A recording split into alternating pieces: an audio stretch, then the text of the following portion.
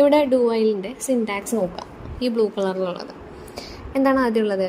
Initialization of loop control variable. ആദ്യം തന്നെ initialization എന്ന് പറയുന്ന ഒരു ഭാഗം ഉണ്ടായിരിക്കും.